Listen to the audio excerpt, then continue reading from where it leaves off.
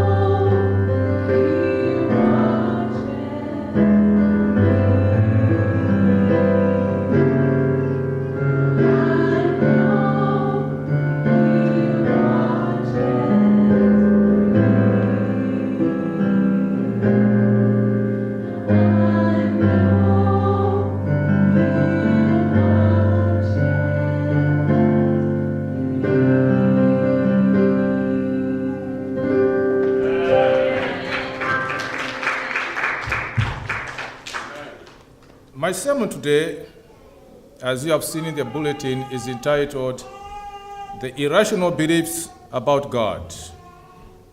The Irrational Beliefs About God. Shall we pray? Our gracious Father, every time we come to this podium, we are humbled because we always need your presence and your guidance. Without you, Father, we can do nothing. When we stand in this building, we are transacting your own business. May your name be uplifted. May your name be exalted in everything that is going to happen in this building today. For this is our prayer in Jesus' name. Amen. Yeah, Limbani has said more about me. I'm not going to object to anything, but I just say yes, he knows what he has said, and that is the truth about me. The word irrational beliefs, it comes from the psychological background about the cognitive structure of human beings. And it can be defined as unfounded opinions that people hold, something which is not true, unfounded values, unfounded attitudes. People can create stories about some individuals which are not true. That is what we call irrational beliefs. Here in America, where they have so many programs, people who have irrational beliefs, they can take them to for therapeutical process, counseling, to restructure their reasoning, to restructure their cognition, so that they can look at things rationally. In schools, I was a teacher, though I spent 1 year in teaching. I was a teacher, and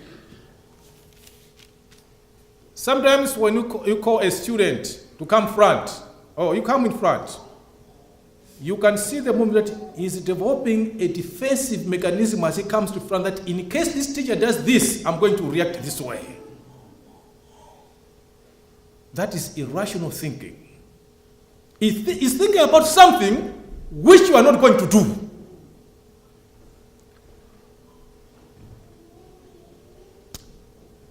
Job chapter 2, verse 9. It's one of the most striking stories in the Bible, and it's very touching. Job was a man of God, and was living in a region where people had a belief that if somebody fell sick, if somebody fell ill, that sickness is coming from a background that you have committed some kind of sin against God. So it's a punishment. Now, this man fell ill. A married man. His friends kept on coming, visiting him, trying to encourage him. And some of the friends, they said, brother, you must have committed something against God. If there is a way that maybe you can sort out, why don't you sort out? Because this sickness is not coming from nothing. But Job said, as far as I'm concerned, there's nothing that I've committed against God. But that understanding was not in the minds of his friends. Until his wife could not hold to the illness of her husband. Now, in Job chapter 2, verse 9, the wife comes to Job and said, are you going to persist in your integrity towards God? Are you going to stand strong? Are you going to stand for God all this time with this illness? my husband, why don't you curse God and die so that you can rest from this illness? This is where the issue of irrational belief is coming in again. Though Job was a man of God, but he is a wife who does not understand the philosophy of heaven. He's married. What was expected was, being a man of God, the wife should understand how God operates. The wife should understand that people do not fall sick because they are evil. Illness can come to the men of God, even to those people who are non-Christians. When you're thinking about the floods that have struck Mozambique, Malawi, and other countries, those people who have died in those floods, you cannot tell me those that they are non-Christians. You cannot say those are non-believers. Both non-believers and believers have died in those floods. But Mrs. Job is coming with a belief. Why should you keep on suffering and keep on trusting God? Can't you do something so that you can rest? You can have peace of mind. No wonder Job said, my wife, you are speaking like those other women. How I wish that you could think like a godly woman, but you are thinking like foolish women. Irrational beliefs about God. My understanding is, Mrs. Job was thinking that those people who believe in God, they are not supposed to fall sick. They should remain in good health all the time. But this is a wrong thinking. Friends, I want to tell you, God does not discriminate. He does not discriminate. Even when God is giving his blessings, the blessings of God goes to Christians and non-Christians. When God is offering protection, when God is offering security, the security of God goes to non-Christians and to Christians. When God is giving out rain, that rain goes to everybody, whether you go to church or you don't go to church. What makes a difference, friends, in terms of suffering? When we feel sick, the same illness that goes to a non-Christian, the same illness that goes to a Christian, what makes a difference? A Christian is suffering with hope about Jesus. He suffers knowing that God is a great physician and one day God is going to rescue him. That is where it makes a difference. Death goes to Christians and non-Christians. What makes a difference? Those who believe in God die with that hope of his coming. They know, even if I die today, but I'm going to see my Redeemer. Irrational beliefs about God. My question is, as a church, how do we look at people who are not part of our congregation, who do not share the same faith with us? How do we embrace others who do not share the same faith with us?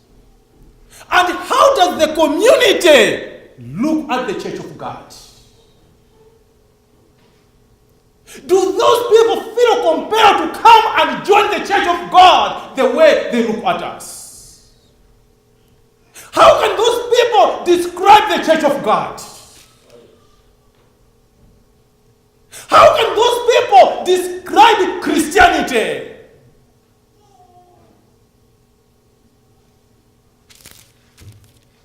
When Jesus was heading to Jerusalem. As the scripture has been read, a man by the name Zacchaeus had a desire to see Jesus. But as you know the whole story, that Zacchaeus was a short man.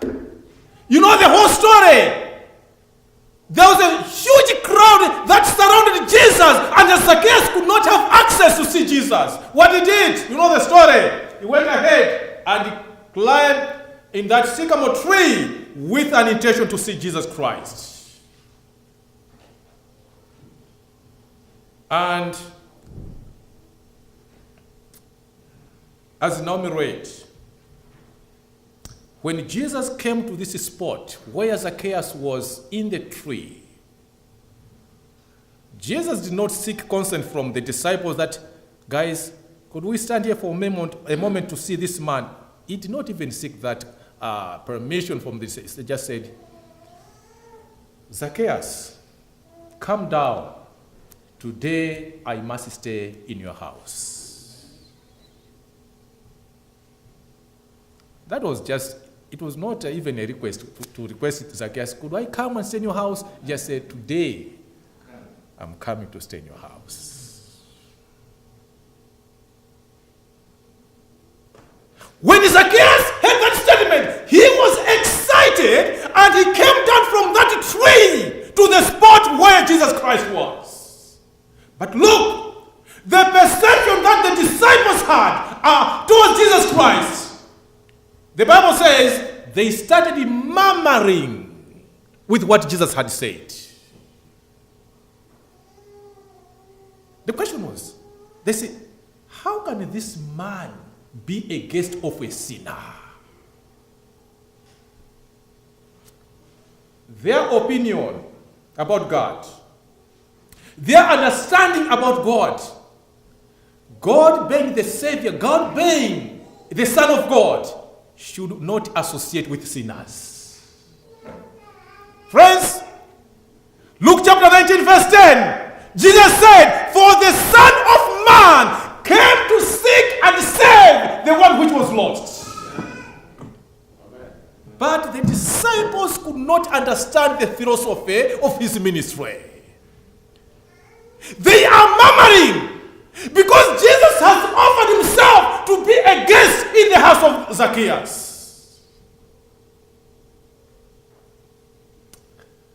Maybe we cannot blame these disciples squarely, because even there are some Christians today who do not, and they try as much as possible not to associate with people who have left the church of God for other reasons. When somebody has been disciplined, he has been disciplined for whatever sin, some people, they look at that person as unworthy to associate with. A wrong perception about Christianity. They hold to the belief which was meant to isolate sinners, not even to come close to Jesus. No wonder some people said when Zacchaeus was trying to see Jesus, there was a manhole which was created that no chance, no. They knew that Zacchaeus is trying to find a way to see Jesus, but because of that belief they had been holding, they made sure that Zacchaeus should not even see Jesus. My dear friends, I just want to challenge you that the mission of the church is to seek and save those who are lost.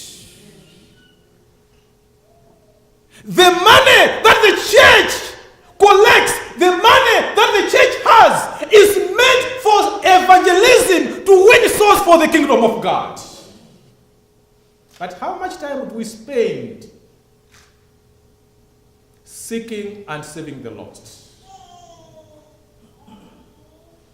And how much have we committed ourselves to reach out to those people who are lost in the world so that they can come to the kingdom of God. The irrational beliefs, friends, has made the church of God not even to grow because of the irrational beliefs, because of the opinions that we hold towards other people.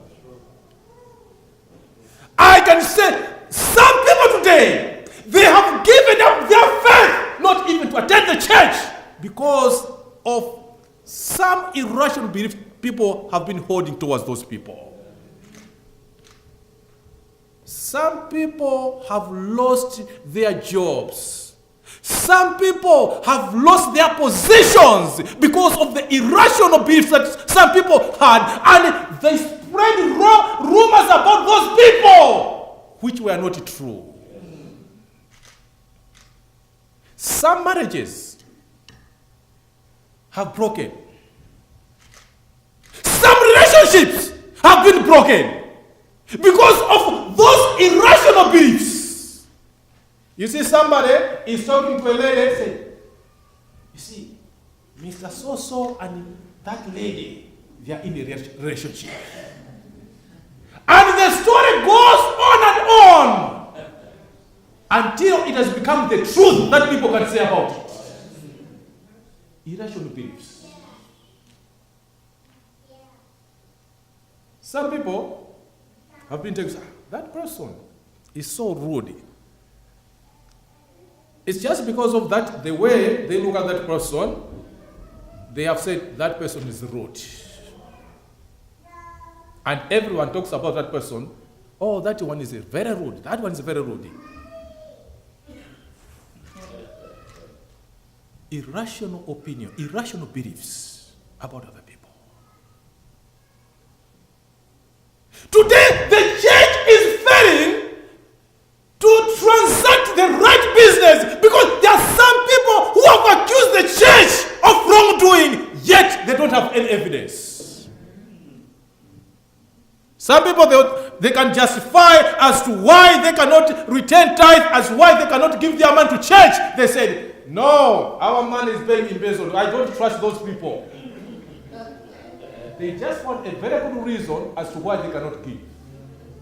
But they can spread a rumor that our money is not used in the right way.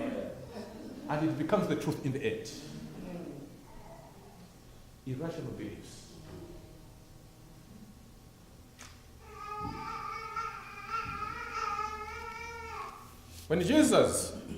When the woman was brought before Jesus, the woman who was alleged to be caught in adultery, Jesus did not justify the action of the woman, but what Jesus did was to forgive the woman from the wrongdoing. But there was murmuring, there was dissatisfaction among the people. But what impressed me most when I consider the situation was of Job. Though Job was in pain, though some people had a wrong belief about why Job is sick like that, but Job did not give up his faith because he knew that even though some people can say Job has done this against God, but he said, as far as I know, I've done nothing against God. The zeal, the determination which Job had, how I wish Christians can have the same determination. You know, sometimes I think about politicians. The zeal that politicians have. They are, in politics, politicians have that determination, even though they know that we are not going to win in this election, but they will tell you that we are going to win. They just want to play a mind game. They don't care what other people say, but they keep on saying, we are going to win. Friends, be the children of God. We must have the zeal to say, what is our mission? Our mission is to seek and save which was lost.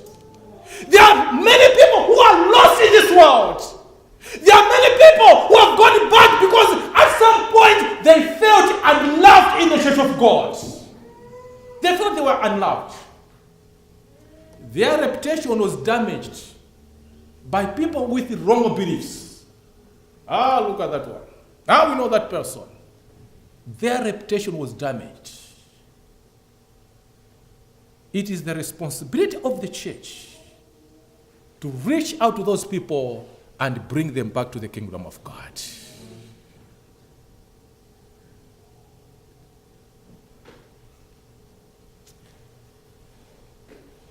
It is easy to damage each other. It is easy to destroy each other. But is there any hope with those people with irrational beliefs? People who have been holding unfounded attitudes. People who have been holding unfounded values and opinions which have destroyed the church of God. Is there any hope? Yes, the only intervention. Come to Jesus and confess your sins. Say, God, I've done a lot. Some people have been destroyed. I'm the one. I've done wrong things. If somebody is not coming to church, I know I contributed towards that. Father, create in me a new heart. Don't celebrate when people are leaving the church. Don't celebrate. That's not a victory. That's not a victory. If it was maybe in the counseling circles, you could say, the first intervention was, you must own your thoughts, that what you are saying are just your own thoughts. It's not what people are saying, but those are your own thoughts. And you must admit that what you are thinking is wrong until you have evidence. Friends, Jesus is able to do the intervention in our hearts. Jesus is able to do what we call cognitive restructuring so that we can look at things differently. It is the desire that we need to bring more people into the kingdom of God. Why should we spend time damaging others? Why should we spend time thinking wrong things about other people? I know in my country, whenever maybe a new member has come and joined the church, and if that person is very influential, people are already affected, say, oh, my position is at stake. My position is at stake. Forget about the position. Think about the kingdom of God. Think about the kingdom of God. It's my prayer this afternoon. What Mrs. Job was thinking should not be what we are thinking. Mrs. Job was married to a godly woman, a godly man, Job. But we can say, even though Mrs. Job was in this house, married to Mr. Job, still Mrs. Job was unconverted. Friends, spending many years in an Adventist family, in an Adventist home, does not make you a candidate of heaven until you know Jesus. Until you accept Jesus as your personal Savior.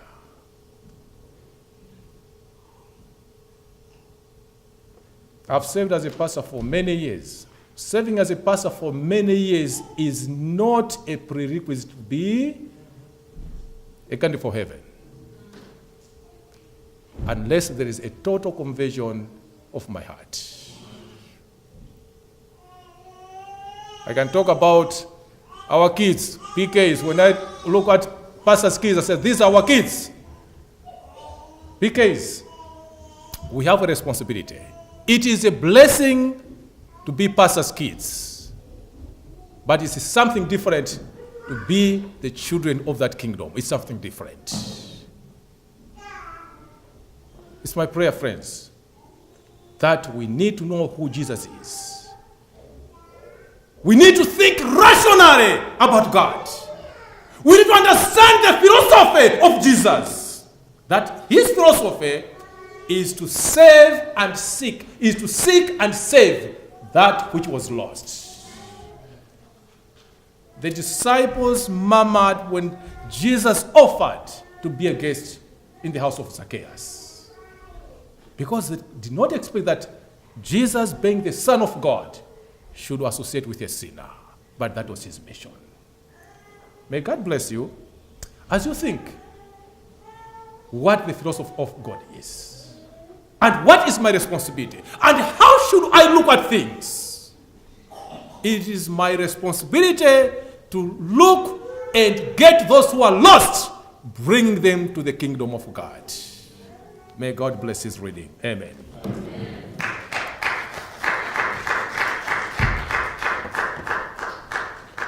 Yes,